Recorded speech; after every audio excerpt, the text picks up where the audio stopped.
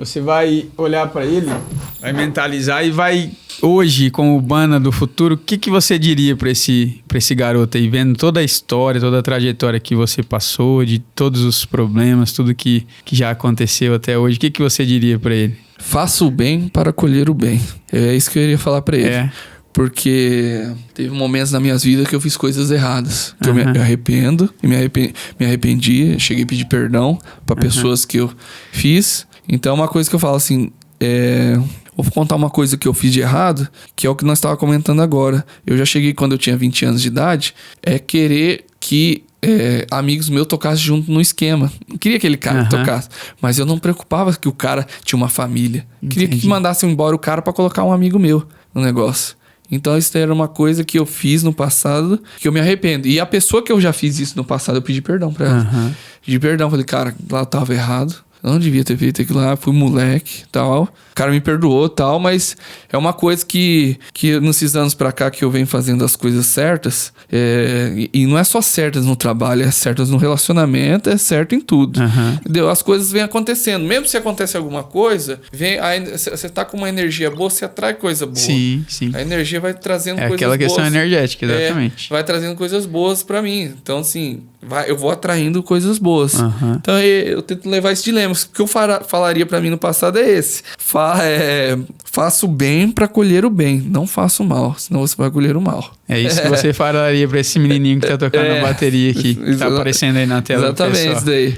Porque eu sempre fui uma pessoa também que eu consigo ouvir a pessoa. Eu sou muito bom de ouvir. Porque eu ouvia, lembra que você falou que tinha eu falei do baterista que cobrava, batia. Cara, eu só ouvia ele, ficava quietinho, eu ouvia.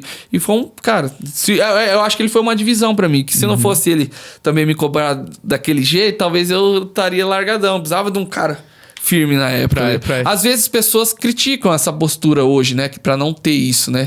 Mas pra mim funcionou bem. Foi um mentor que foi necessário também pela sua personalidade, né? Na época, muito imaturo, né? Isso. Ele cobrava de mim. Ele falou assim, você quer ser músico?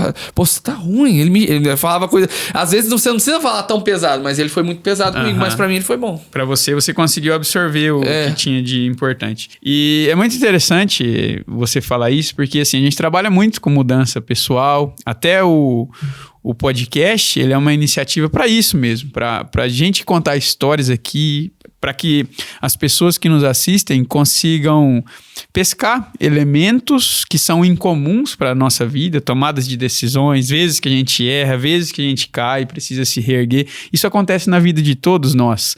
E quando a gente vê histórias, assiste histórias, vê pessoas como elas reagiram, como elas se manifestaram frente àquilo, se reergueram, isso serve de incentivo interno. Tem muita gente que se identifica, não necessariamente só com a música, mas se identifica dentro das histórias. Ah, ele agiu assim, ele agiu assado. E quando a gente fala de transformação, nós falamos de uma transformação que ela vem de dentro para fora, né? Não basta eu pensar que eu mudei, igual você disse, eu não faria isso mais, pedir perdão pro cara, e hoje eu não tenho mais essa postura. Então isso é uma mudança pessoal, sabe? Você tinha uma postura, você evoluiu e você age de uma forma diferente, né?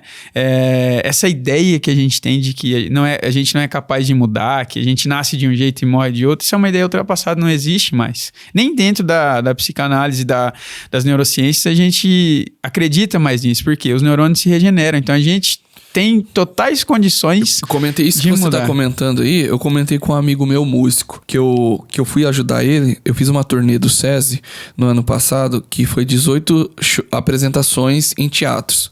Uma coisa que eu adoro tocar também, falando de estar no palco, que me dá emoção, é tocar num teatro. Porque você toca num teatro lotado, as pessoas aplaudem. É um outro tipo de espetáculo que eu não conhecia.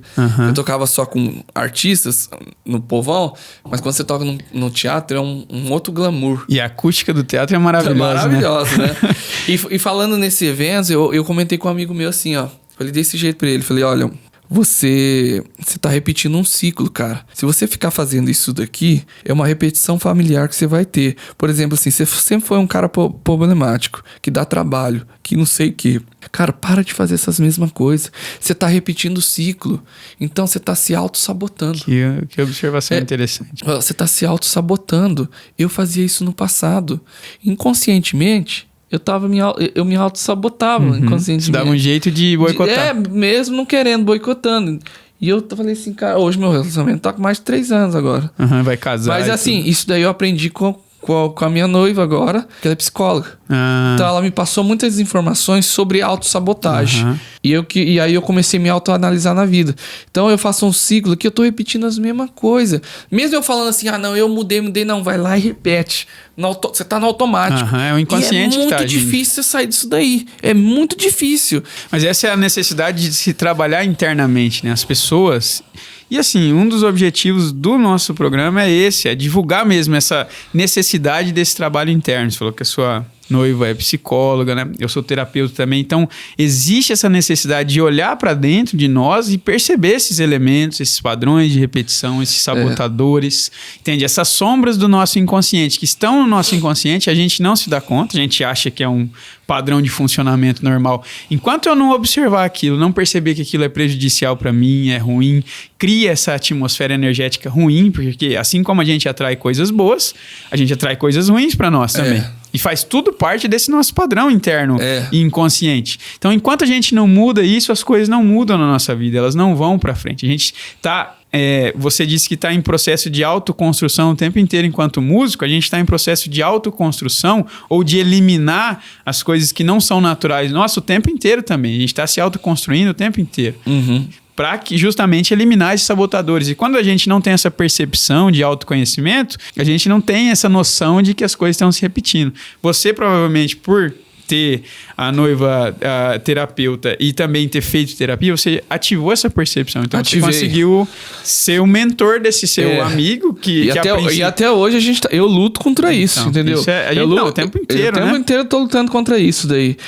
Isso é muito interessante. Eu comentei isso com um amigo meu de Londrina, que eu estava lá, que eles viram lá, que eles lembravam de Umbanda. É diferente, aí eles viram minha postura. Mais maduro, mais profissional. Lá e tal. Eu falei, cara, não tô bebendo mais. Tá, eles me falam assim, agora você tá maromba, tá tomando bomba. Forte pra caramba. Eu falei, cara, pelo menos agora com a academia ali, que é o exercício físico, me despertou um outro interesse que eu não tinha. Porque agora, em vez de o cara que vai lá no bar tomar uma lá, que eu tomava uma com meus amigos, que não sei o que, eu vou na academia treinar ali, conversar com um amigo meu, eu fico muito feliz com isso daí e fico satisfeito. Então eu não preciso estar bebendo. É outra fonte de prazer. É uma outra fonte de prazer que eu não conhecia, que me despertou em mim. Interesse em treinar, cuidar do corpo, tal, porque assim, então eu vou continuar chapando coco, bebendo, e quando eu era solteiro ia atrás de mulherada, que isso daí sempre foi um grande problema na minha vida, que eu era solteiro, e aí o que acontecia na minha vida, Juninho? Eu ia atrás de mulher pós-shows. Alguns lugares não pode fazer isso. E aí eu ia escondido nisso daí. Não pode, você tá se auto-sabotando. Tem as regras pra você seguir. E eu quebrava, anarquista. Quebrar as regras lá, não. Eu tenho que quebrar as regras e tudo mais. E, cara, isso daí pra mim, isso daí gerava também inveja nos outros. Porque você vai lá, o músico toca bem, o músico se arruma bem, o músico lá faz as coisas e depois ele sai ainda com mulher. Cara, isso gera coisa ruim. Porque o pessoal pode falar o que for, gera inveja. Gera inveja. A inveja é um negócio muito pesado. E isso daí na minha vida, eu tive muito disso. Sabe? Mas eu não queria ter isso. Mas era meu jeito. E eu me autoanalisando, falei, cara, não podia fazer essas coisas. Se eu fosse fazer alguma coisa, eu era solteiro, tinha que ser mais discreto. Mas não, eu precisava de autoafirmação pra mostrar que era garanhão pros amigos meus, que era pegador pros amigos, coisa feia, feia, que isso daí tem um monte, tem altos amigos meus, assim, solteiros, eles ficam mostrando pra mim, fico dando risada, falei, nossa, eu no passado, assim, mas como que é feio, né, você precisar de autoafirmação, então isso daí eu consegui tratar, isso daí. Isso é muito comum em todos nós homens, né, justamente pra fixar mesmo esse padrão, eu também já fiz muito isso, então se a gente não tem esse trabalho, esse olhar pra dentro, esse autoconhecimento, muitas vezes a gente continua repetindo o padrão, repetindo e nunca sai disso. Olha só, Júnior Revelão, não sabia que você fazia show. Já fiz muito, cara. Show de axé. Show de axé. É na CAE Academia.